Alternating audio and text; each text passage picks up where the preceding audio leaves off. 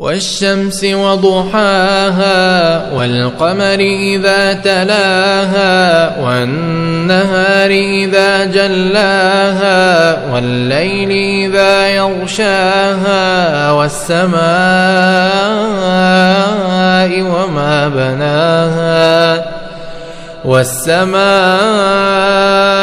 وما بناها والأرض وما طحاها ونفس وما سواها فألهمها فجورها وتقواها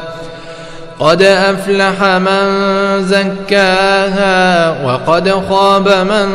دساها كذبت ثمود بطغواها إذ انبعث أشقاها فقال لهم رسول الله ناقة الله وسقياها